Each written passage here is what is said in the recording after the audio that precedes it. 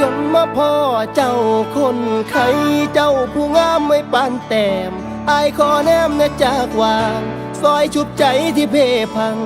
ลาบานางคนไข้สิเป็นไปได้บ่ท่านอายสิขอไปเคียงกายท่านเจ้าบ่มีภัย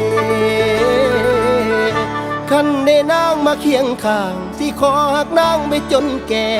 โปรดรับใจเอาไว้แน่ให้เจ้าแลในเด้อคำยามหนาวไอ้กะสิกอดยามนอนไอ้กะสิหอม